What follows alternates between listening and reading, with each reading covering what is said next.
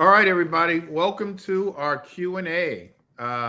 We are live. If you guys have questions, we didn't get a lot of questions this week, but we did get a couple questions that we'll go over. But if you have some questions, go ahead and put them into the comment section. Follow me on Instagram. I'm going to put my Instagram up here. Let's see. Yeah, follow me on Instagram if you're not following me. Oops, that's the wrong one. It's up here. Here we go. All right. Yeah, my Instagram, Greg Bennett Invest. Greg Bennett Invest. Follow me on Instagram. Some of you guys are viewing this on YouTube, and so you can go ahead and subscribe to my YouTube channel. So we've got a number of events coming up. We've got a lunch and learn this Friday, where I'm going to take a deep dive into wholesaling, some lead generation. I'm kind of working on narrowing down what works and what doesn't work in terms of lead generation. And so I'll be talking a lot about lead generation on Friday. Try to make that. It will be streaming live on my Instagram. And then also we'll be going over wholesaling. We'll have a few panelists, some of our platinum coaching students who've done very well wholesaling. And so don't miss that. And then we have our boot camp. And I'll talk more about our boot camp coming up on the 29th. It's going to be a great all-day event. Discounted tickets now. And so you can go to bennettbootcamps.com to get the early bird special. And then for our platinum coaching, what'd you say? That was the 29th of April. Right? Yeah, 29th of April. I'm sorry. Yeah. And then for our platinum coaching students, so our boot camp it's a 2-day boot camp. The 29th is the all day, and the 30th is it's a house tour. And so the house tour is $125, free to our platinum coaching students. The boot camp itself is $225 if you sign up by the end of this month. And after the end of this month, it's I believe was it $297, something like that? $297. Yeah. And then we do have a combo. If you do the boot camp and the house tour, the 2-day, it's only $325. So you can go to bennettbootcamps.com to sign up, and would love to see you there. We talked yesterday with my real estate agents about the market. The market, there's ebbs and flows. The Fed will make a decision. I think it's tomorrow that they're going to make a decision on whether or not to go up on interest rates. It's speculation that they will go up about another, basically 0.25%, or what they call 25 basis points. And so look out for that. It's still a good time to buy and hold. Interest rates a little higher than it was this time last year, but the interest rates will be coming down. There's sort of a crisis in the banking industry where I think 3 banks closed down. But the Fed is they're insuring the depositors their money. And so I think that's part of why the Fed is kind of hesitating on whether or not to go up on interest rates or not. They still have to quell inflation. But the way that affects us is some people are wanting to get out of their mortgages. And so it'd be a great opportunity for us. I see that Nikki is here, Karen, Tracy, and Dana. Hello, you guys. Again, if you guys have questions about anything, let us know. So Keith, we didn't get a lot of questions, but what are some of the questions that we did get? Yeah, well, Greg, investors want to know, when we talk about teams for your real estate business, who should be on your real estate investment team? All right, so that's a good question. I want you guys to go in the chat or in the comment section, and Cynthia Graham, hey Cynthia, go in the comment section and put who should be your team members. Who should be part of your team? Do you need a plumber? Do you need a HVAC person? Who are some of the people that need to be on your team? Let's gather up a list. You're not going to be successful unless you have other people around you that's going to help you reach your goals. Go into the comment section. Who are some of the people that should be on your team so that you're successful?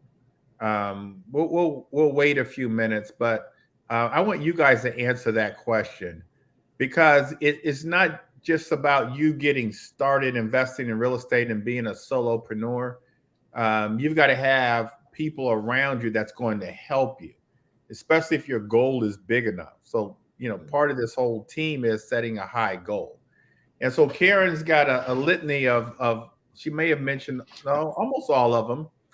And so, and Cynthia and Nikki. So, okay, so you guys are hitting all of them. So, Karen Parrish, let's put hers up, is saying a mentor, coach, absolutely. They're going to minimize risks for you. A real estate agent, if you're not one, a real estate attorney, and a general contractor. Correct. Cynthia is saying a great title company. We have all of that. Nikki is saying a mentor, a contractor, title company, and other investors.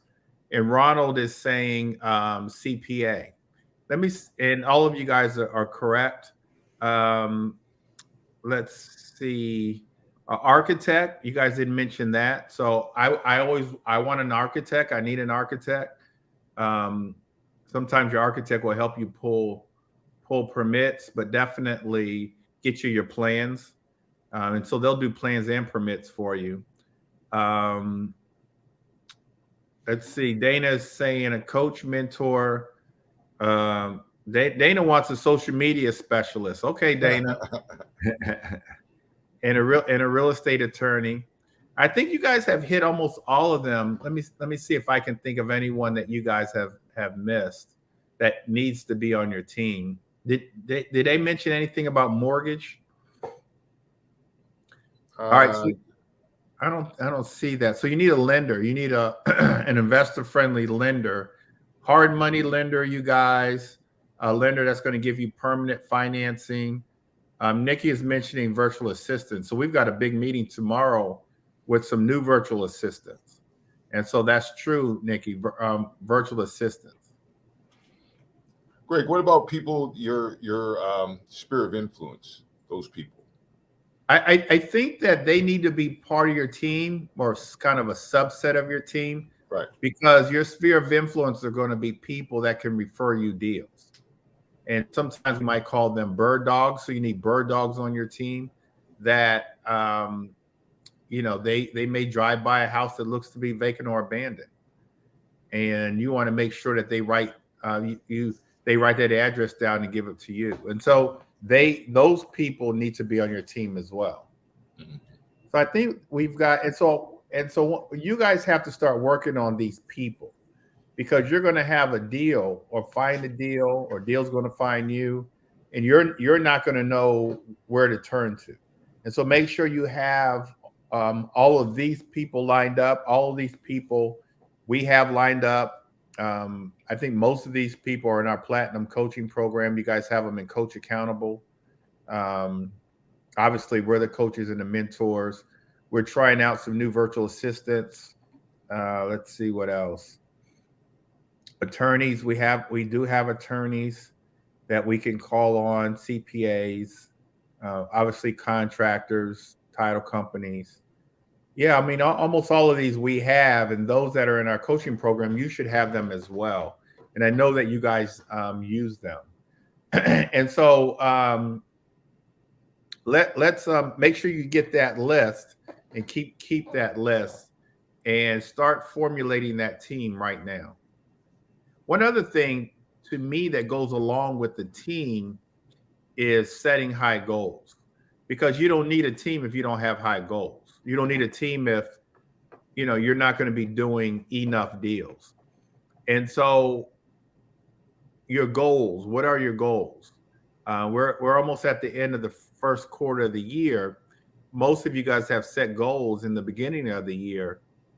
Are you on pace? or do you need to pick up the pace? And so you've got to know what the goals are. Somebody put in the comment section, what are your goals? What are your goals for this year? What are your goals moving forward this year? What are your goals? I know a lot of you guys, sometimes we set a goal and we get either sidetracked or we have to take a step back, which is okay. But moving forward, now and to the end of the year, somebody put in the comment section for me, what are your goals? What are your goals for this year? Anybody?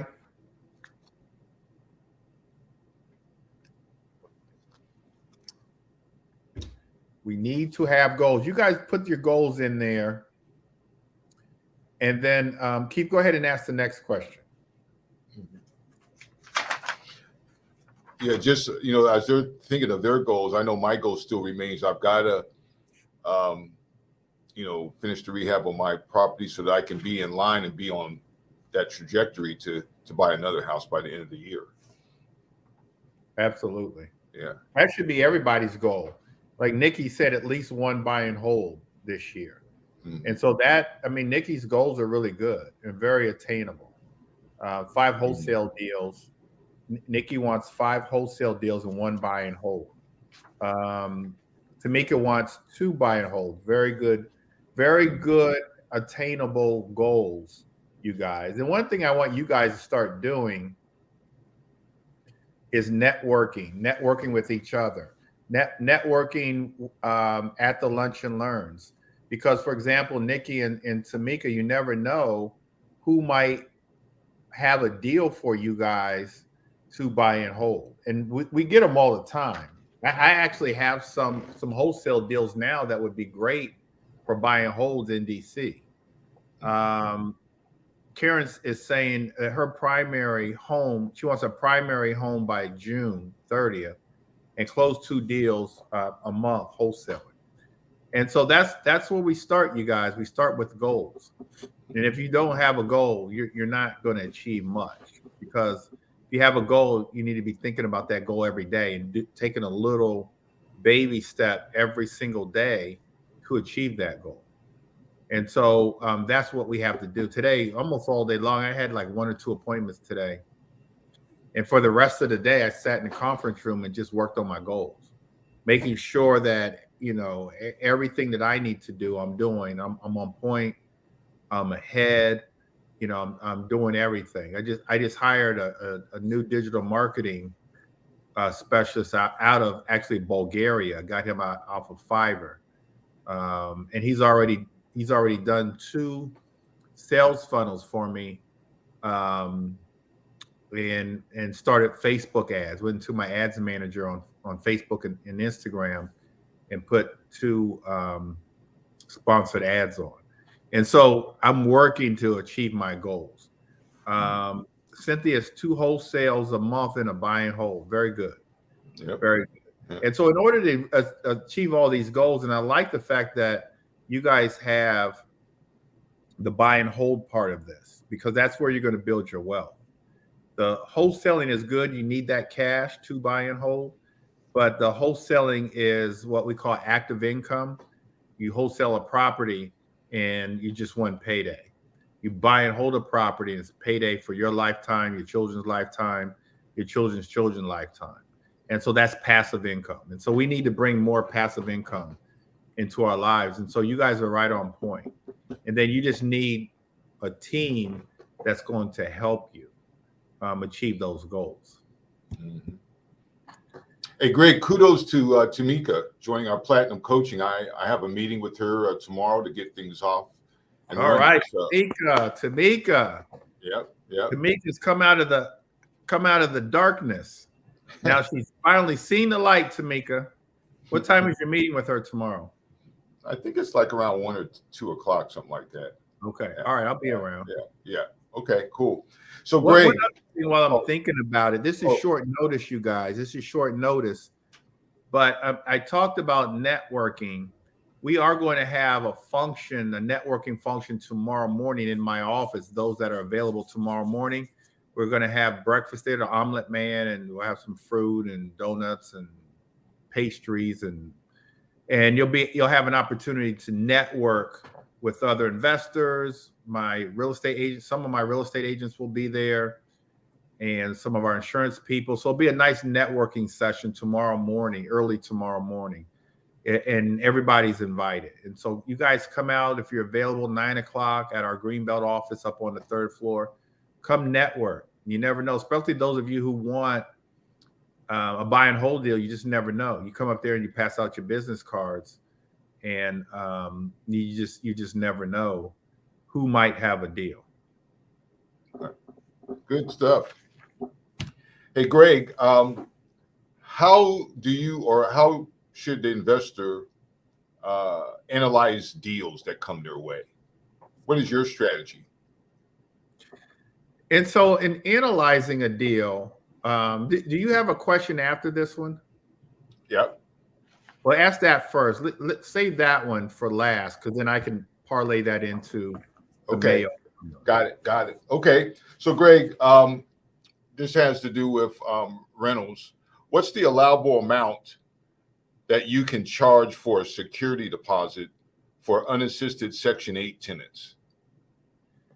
And so for a Section 8 tenant itself, you can charge up to the equivalent of first month's rent.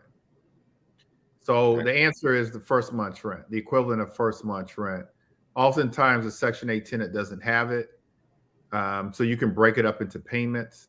Most landlords want that, or they won't rent it out, which makes sense. I have sometimes broken it into payments, but you've got to get that security deposit because you just never know what might happen to the property.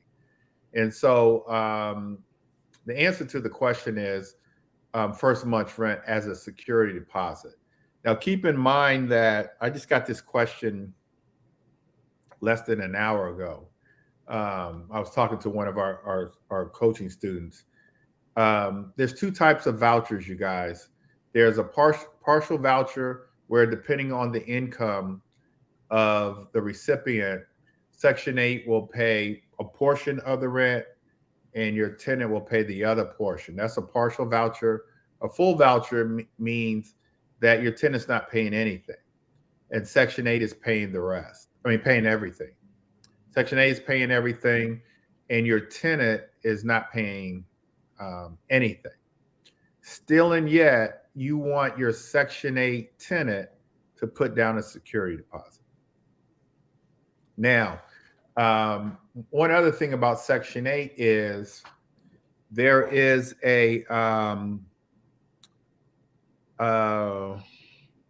period where Section 8 will actually come out and inspect the property.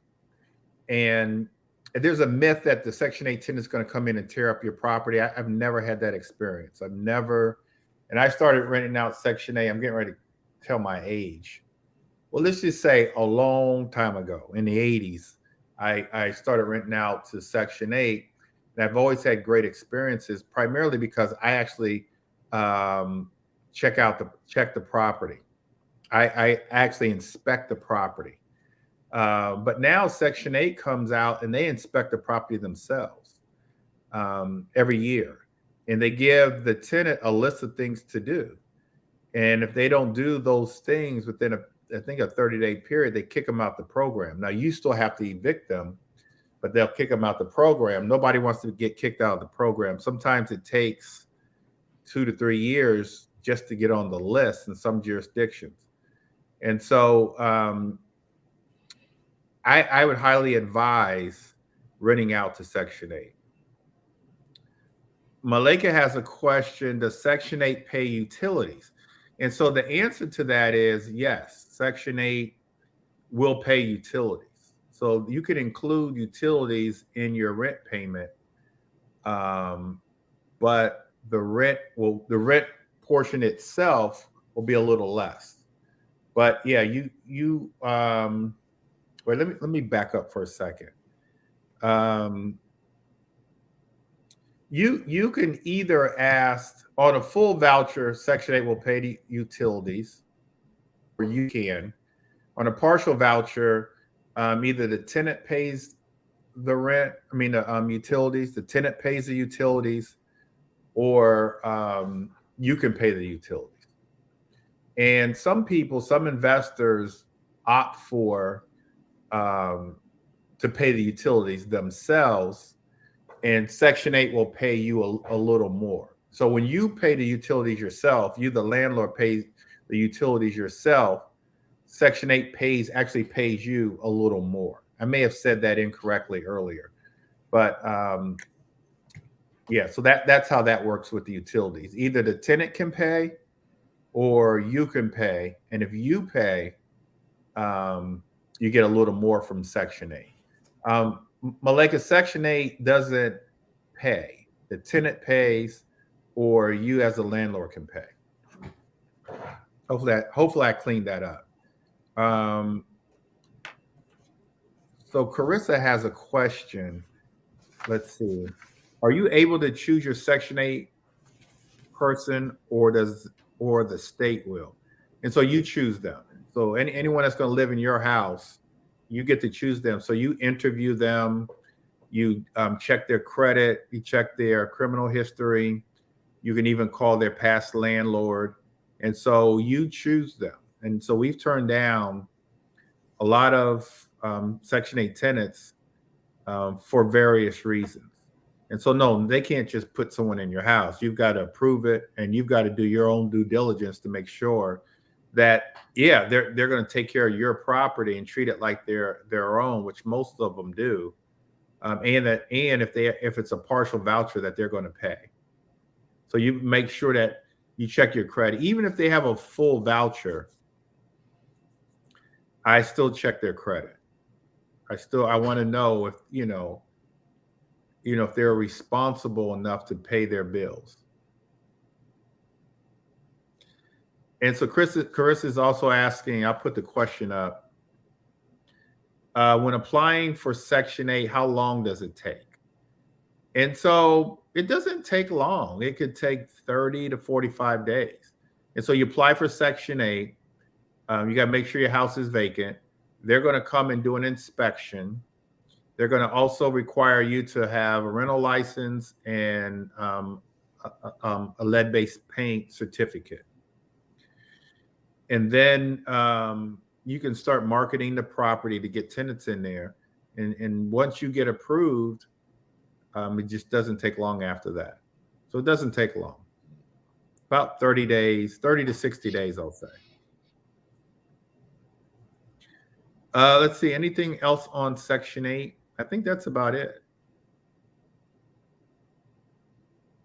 And again, you guys, if you guys have any questions like you're asking, just keep them coming. We sent out an email yesterday. Was it yesterday? Yeah, yesterday and today, and didn't get a lot of questions. So, all right, anything else, Keith? Let me see here. No, just that last question regarding analyzing the deal. What is your recommendation strategies for analyzing deals? So when I look at the deal,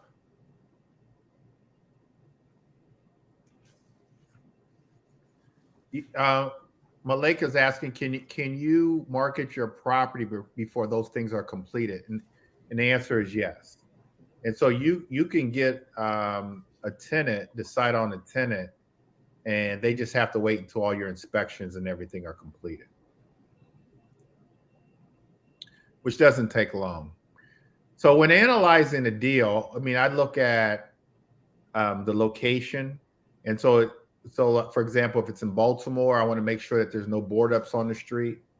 I want to know if there's good transportation, schools, things like that. So I analyze those things.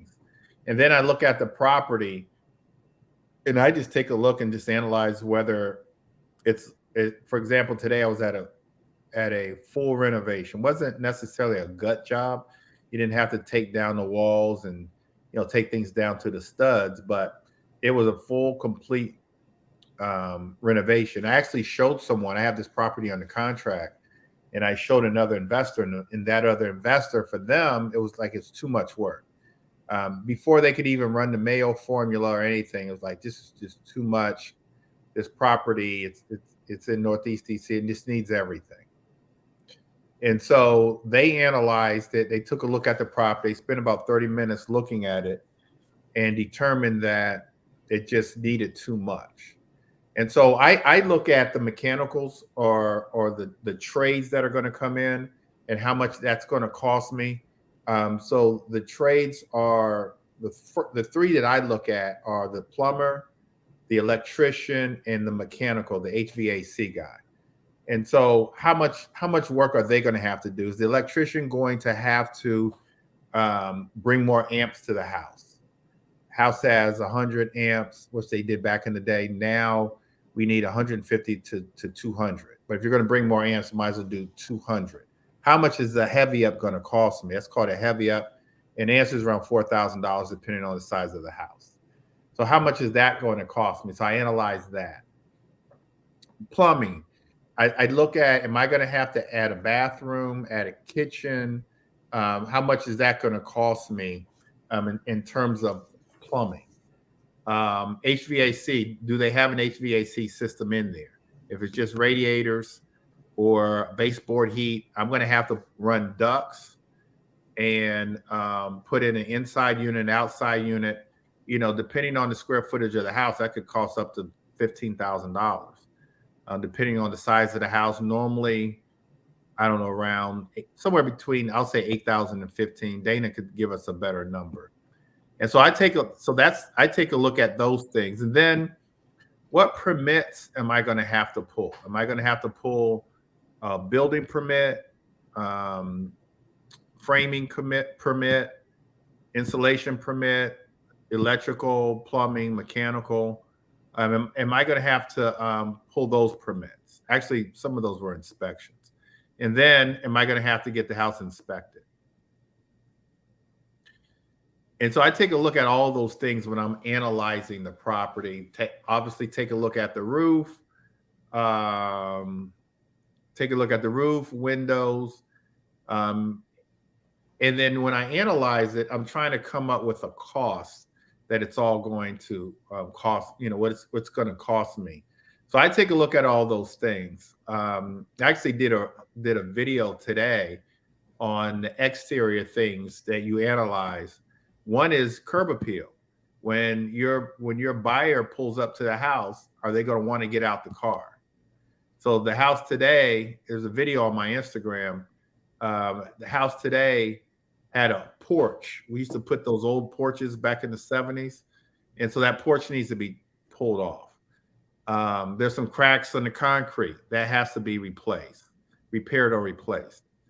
There was on the exterior, new windows were needed, had a brick siding. And so I like to paint my brick on the exterior just to make the house look brand new. So that curb appeal, this is a newly renovated house. So I like to paint my brick. The roof needed to be repaired. I took a look at the roof needed to be, and then the biggest thing on the exterior and the interior, but on the exterior is you take a walk around the perimeter of the house to see if there's any cracks, any foundation cracks, because that could make you or break the foundation. That's one of the most expensive things you can do in a house is to repair that foundation. And so those are all the things on the exterior. And then the interior, I've already mentioned. I first take a look at the basement, any water, any foundation cracks on the interior, the plumbing, mechanical, electrical. And then I just take a look at the cosmetics. What type of flooring. I've been putting LVP on my floors, luxury vinyl planks instead of hardwood floors. The trim, the baseboards, the shoe molding, the crown molding, the window molding, window frames, the doors, all of that is called trim. And so how much trim am I going to use? And what color paint? So I normally paint all my trim, including the ceilings, white. I've been going with the basic gray for many years. Gray came into effect around the 90s, I'll say. Yeah, in the 90s. And so, and we've been using gray ever since. And so and so the paint, and how much is the paint going to cost? The kitchen, what are you going to do in the kitchen? So I look at all those things. That's how I analyze. And then I go with the Mayo formula. And so once I've analyzed everything, I'll go with the formula to determine what I'm going to make my offer at. And so with the formula, you guys, I'll take, and you guys write this down. I'll take the after repair value of the property. So I'm thinking about the property I looked at today. ARV, let's just say it's 500,000. So you take 500,000, and then if you're going to flip that property or buy and hold that property, you take 70% of that. And so let's just do the numbers real quick. Those of you guys that are taking notes, just write this down. So ARV is 500,000. You take 70% of that. That gives you 350,000. And then you subtract out the repair cost. On this property, I asked the contractor that looked at it today. He's also an investor. He said it's going to cost about $100,000 to renovate the house. So that leaves, so the 350 minus the 100,000 gives us 250,000. 250,000 is what we call the Mayo, our maximum allowable offer, our maximum. And so that's what we're going to offer the motivated seller. So ARV, after repair value, once it's completely renovated, is 500,000. We take 70% of that and get 350,000. We subtract out the repair costs of 100,000. So 350 minus 100,000 is 250. 250. Any questions on Mayo, you guys? Any questions on how you calculate the after repair value, the Mayo formula? Because this is the number one mistake that investors make. The number one mistake that real estate investors make, whether they're wholesaling, flipping, or buying and holding, is they buy the properties wrong. Oops. Wholesalers put the properties on the market wrong. Either too high, where they're not going to make any money. They're trying to make too much money, where the deal might call for only $5,000. They're asking for $20,000, and they're not getting it, and they're losing their contracts. And so just make sure that you're doing everything right. So let me test you guys. Let me test you guys. And I'm going to Cash App somebody $100. I'm going to Cash App. I think that's too high, Keith. What do you think? That's about right. That's about right. It's about right when I'm spending because I'm spending my money. It's about right. That's right. That's right. Okay. All right. All right. So look, you guys, I want you guys to give me the maximum allowable offer, the MAO, the maximum allowable offer. Let me see who's paying attention. So let's say that we have a after repair value of 400,000, and we have a repair cost of 60,000. Be the first one to give me what the maximum allowable offer is, and I will Cash App you $100. And this is you are a cash buyer, or you're buying and holding. What are you going to? What's the offer going to be?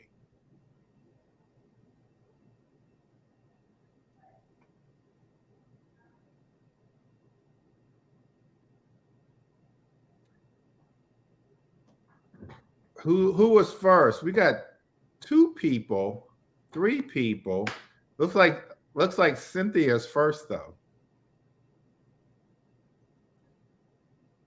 Big Brother's not right. So looks like Cynthia got it right. Tamika got it right. Nikki got it right. All right, so it's 220. So we're taking 400,000. Tracy, you all late, Tracy. You copied off of Cynthia, Tracy. You got to be a little faster. We take the 400,000 times 70% gives us 240, minus the repair cost of 60,000, and it gives you 220. All right, Cynthia, text me your text me your Cash App, and I will Cash App you after this meeting. And so most of you guys got it. And so these are the numbers. I'm gonna give you guys. I'm gonna throw a curveball in here. Oh, I feel like I'm gonna spend all my money tonight. I'm gonna throw you guys a curveball. Oh, Tracy saying she couldn't get to the chat. Oh, okay. Big Brother was using the wholesaling number.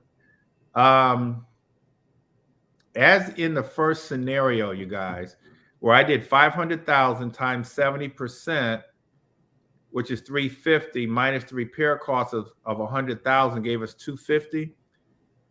A shortcut to what I just taught you guys is you can either take the after repair value divided by 2, and you're going to come real close to what the maximum allowable offer is. If you don't know what the repair cost is, listen to me now. If you don't know what the repair cost is, take 20% of the after repair value. Use 20% of the after repair value. If you don't know what the repair cost is. So let me give you guys, this is just for practice because I am not spending all my money tonight. But let's see who's going to get this one first. So let's say the after repair value is 600,000. After repair value, ARV is 600,000. You are a cash buyer. Tell me what the maximum allowable offer is. All I gave you really was ARV.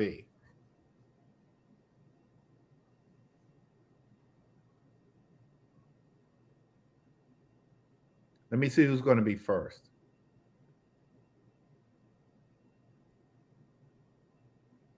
Let me see. Let me see, Karen.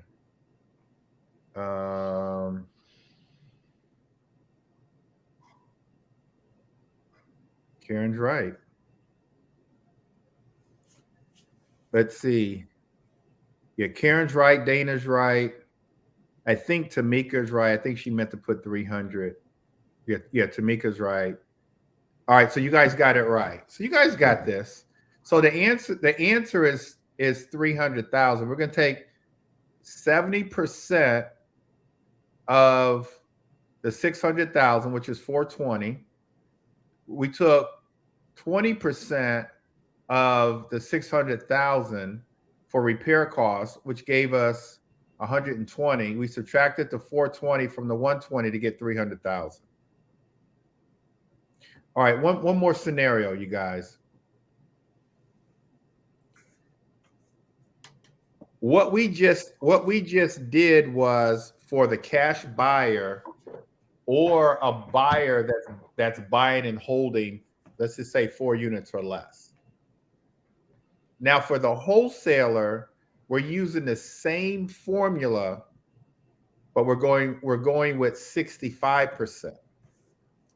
So the same formula, 65% for the wholesaler. Wholesalers buying at 65%, cash buyers buying at 70%.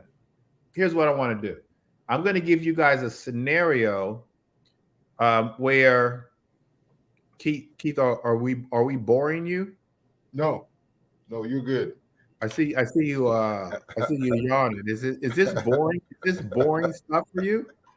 I'm good. You've heard it a million times, and yeah, you need some coffee. All right, you guys. All right, give me 2 numbers. I want 2 numbers this time. I want 2 numbers. What's Dana doing? Dana got 270. What's Dana doing? He's late and wrong. All right, give me 2 numbers, you guys. One for the wholesaler and one for the cash buyer. And let's say that after repair value is 800,000. That's all I'm gonna give you. I want 2 numbers. 800,000 is your after repair value. Give me the first number, what the wholesaler will put it under contract for, and the second number is what the cash buyer would buy it for. Give me those two numbers. Actually, give me a third number. The third number is what your wholesale fee will be if you're a wholesaler.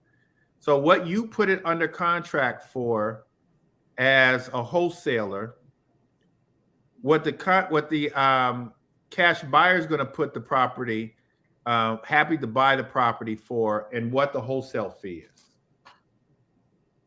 with an after repair value of $800,000.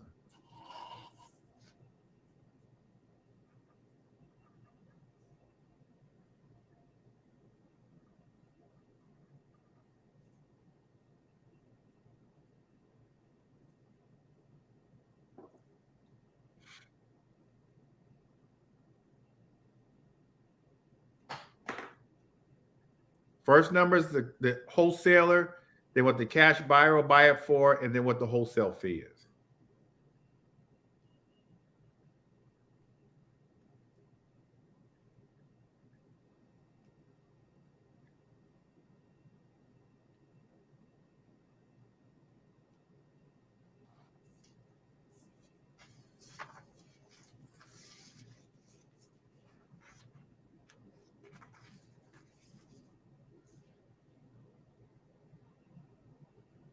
Nope, Dana, you're close, Dana, but you're not right.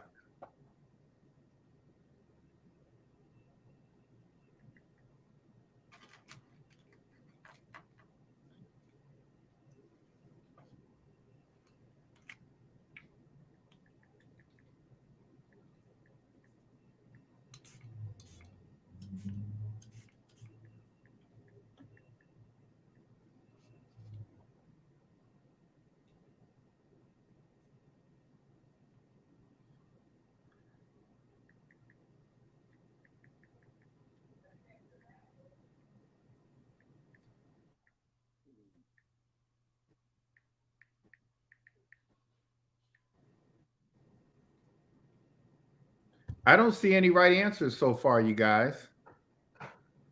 Let me give you guys a couple more minutes. No right answer. Oh, wait. Let me look at Karen. Oh, cash. Oh, she did it.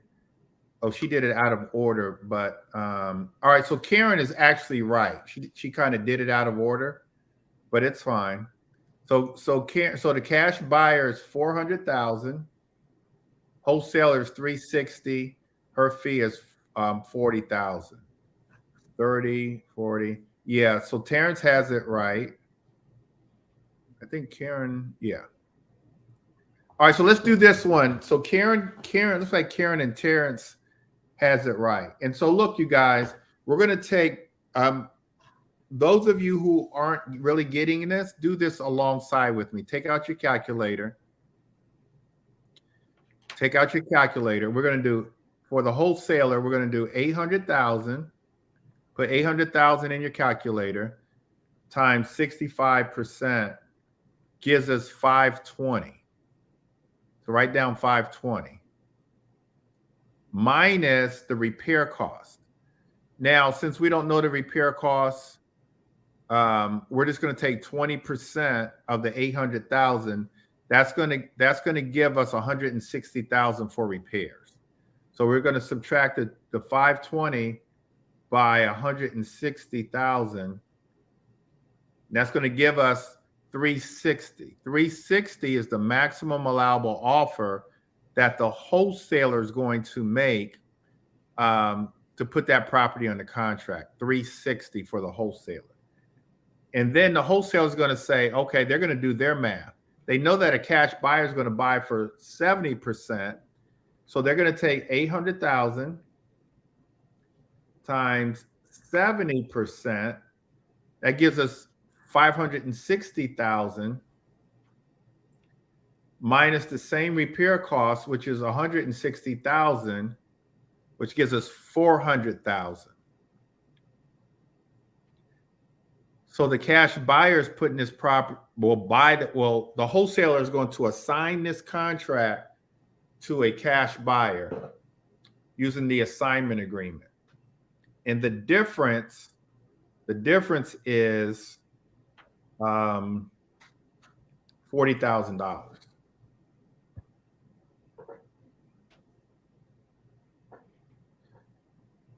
Or 5% of the after repair value. Or 5% of the after repair value. As a wholesaler, you should be making about 5% of the after repair value for your wholesale fee, somewhere around there. And so in this case, Karen is right. Karen should get a free, something free, shouldn't she? She can get an omelet tomorrow morning if she stops by for breakfast. Good point. Good point. All right. Sorry, Karen. But Karen, you did a great job. All right. Those omelets are pretty good, though. Oh, yeah. Oh, yeah. Let me ask this question. So put it in the chat box real quick. Let's see who's going to be the first one.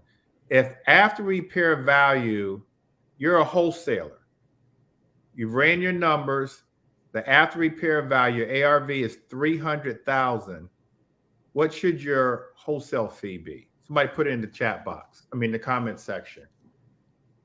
Who's going to be first? If the after repair value is $300,000, what should your wholesale fee be on that deal? Let's see who's going to be first. Terrence is first. That military math, $15,000. Okay. Clinton, $15,000. Okay. $15,000. 5% of $300,000. Gary. All right, Gary. I see you, Gary. That McKinley math. Gary got that McKinley math. Nikki, Dana. I don't know what's Dana doing. 520. What's Dana doing, Keith? I can't see. 5% of the 300,000. All right, one more, and I'm gonna get you guys out of here. All right, I need two numbers on this one, you guys. I need two numbers really quickly. I need two numbers. The first number is repair cost. The second number, okay, I see you now, Dana, is wholesale fee. If we have an after repair value, if we have an ARV of 900,000, ARV after repair value of 900,000, what should the repair cost be? And this is not an exact science. I'd rather you guys get the repair cost from a contractor. But 900,000 repair costs should be what? And the wholesale fee, if you're wholesaling this, what should that number be?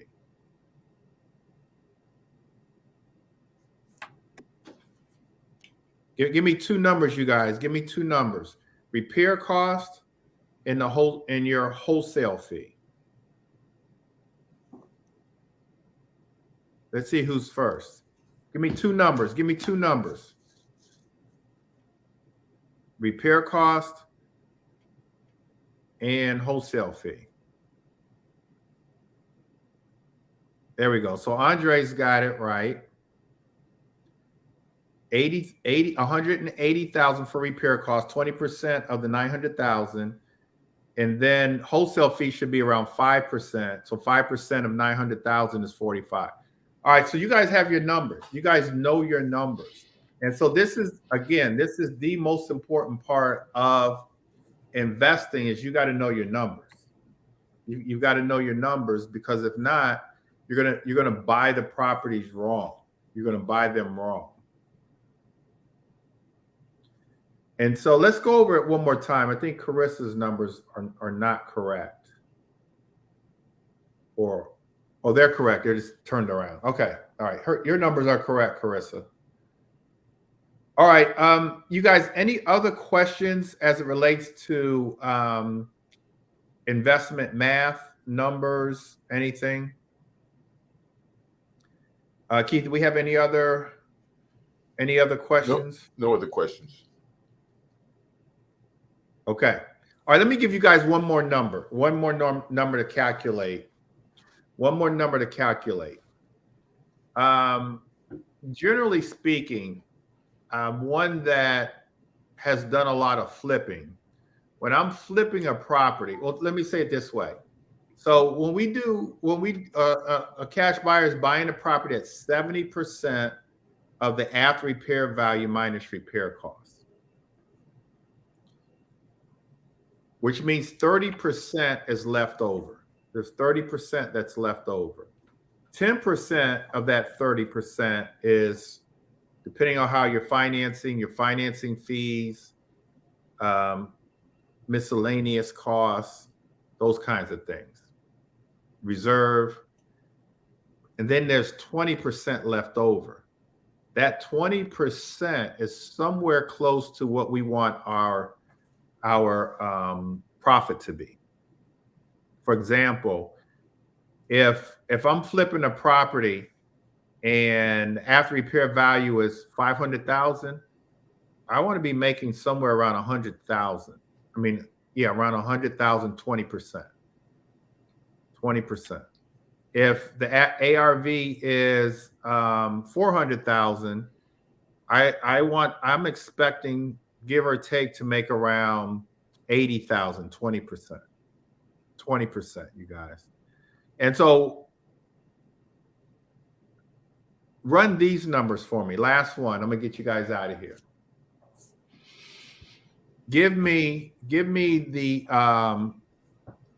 first number is, give me the repair cost.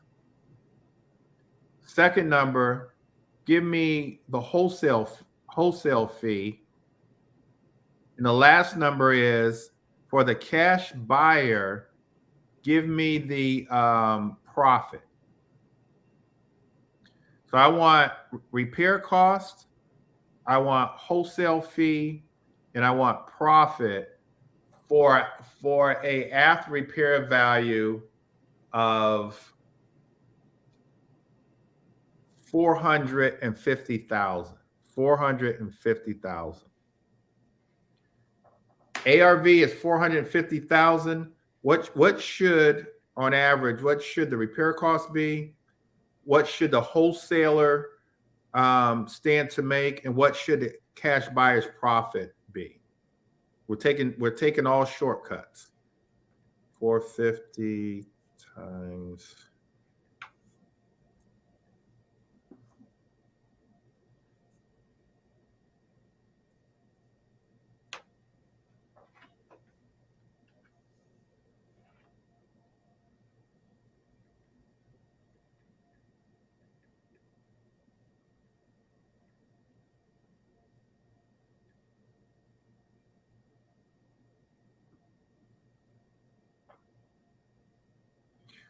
Okay, so no, Terrence, that's not right. So 450,000, you guys. 450,000 is our after repair value.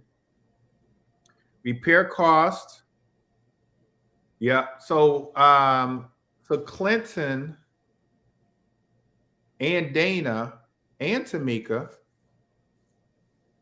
are correct. Good job, you guys. Good job. Good job, you guys. So you guys have the math. All right, so look, you guys have the math. Now all we got to do is go out and find properties.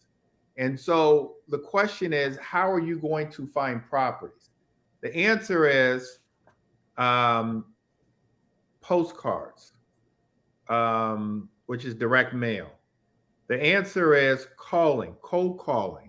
The reason why I like those two, and I say those two first, is because we can market to a targeted audience, a targeted list that are people who want to sell their properties. It's a targeted list.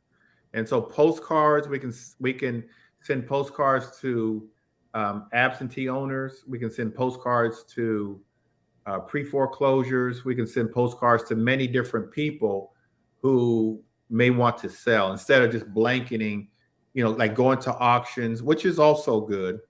But I mentioned those two first. Networking, letting people know that this is what you guys do, letting know that this is what we do.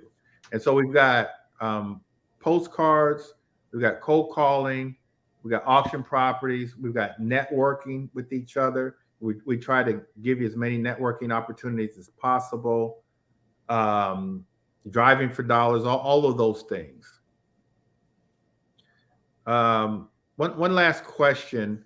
Lily is asking, how many cold calls to any one warm lead group should you make before you decide that your approach for that group is not working? I've got the answer. Let's see if Keith knows the answer. How could I give you the answer? Keith, put up your number of fingers when I counted 3. You understand the question?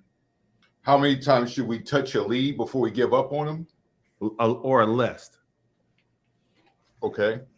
On 3. 1, 2, 3.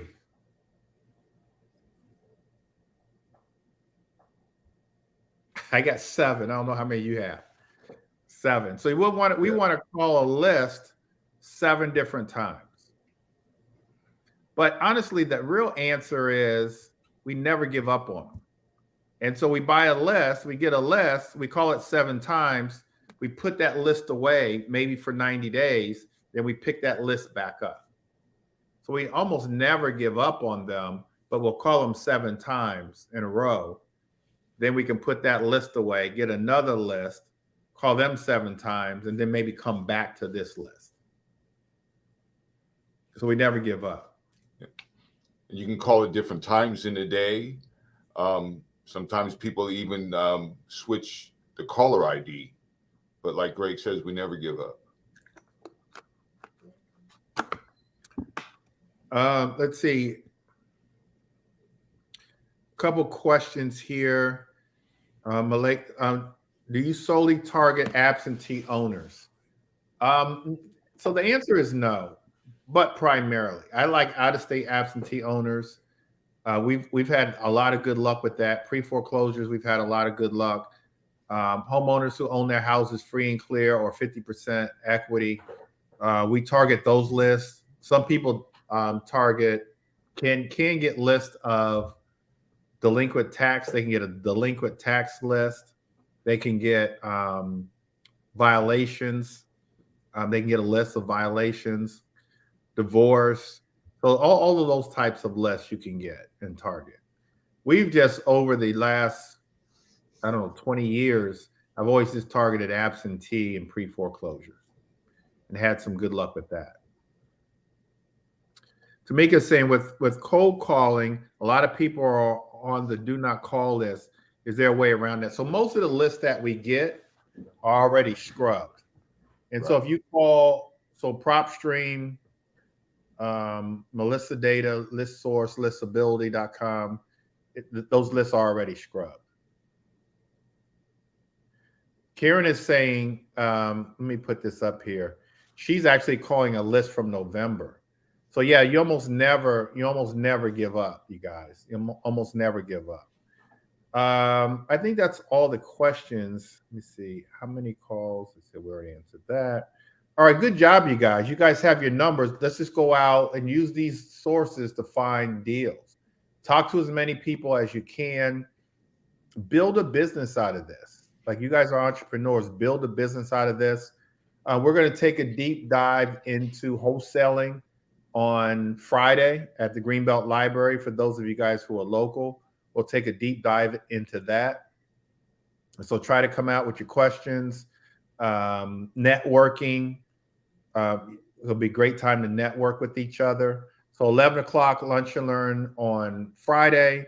And then on the last weekend in April, we're going to have a 2-day lunch, a 2-day boot camp. I mentioned this earlier. So 2-day boot camp where we're going to really take a deeper dive into all of these numbers and a whole bunch of other things. We'll have a number of different speakers there all day. The early fee is $225 between now and the end of March. Come April 1st, that entry fee changes for Saturday to $297. You can go to bennettbootcamps.com to go ahead and sign up. The second day, the house tour is $125 free. Second day is free to our platinum coaching students. You can get both days for $325. Save $25. And so the money honestly is insignificant compared to what you're going to get out of it. And honestly, you do one deal, you pay $325 for both days. And the second day is we're going to look at we're going to go to either one of my properties or one of my students' properties or some foreclosures that you can actually bid on. We'll look at about 3 properties, and then we'll have a luncheon at a restaurant. And so the fee that you pay, covers the luncheon as well. And so go to BennettBootcamps.com. You guys can sign up for our boot camp, or hopefully we'll see you guys on Friday. Nonetheless, if you need to meet with either me or Keith, you guys know how to get a hold of us. Keith, you got anything else? No, I sent you the link for the boot camps. It's BennettBootcamps.com/bootcamp. Yep. Okay. And then those of you guys who are not following me on Instagram, go to Instagram right now. Greg Bennett Invest. Follow me, Greg Bennett Invest. And then on Instagram, Keith is Coach Keith Bennett. Coach Keith Bennett on Instagram. Coach Keith Bennett. Follow him there. Again, most of you guys are on YouTube right now. Subscribe to our YouTube channel to get really good information that's really going to help you guys. All right, you guys. Great job. Take care. God bless. And we'll talk to you guys soon. See you guys. Good night. Good night.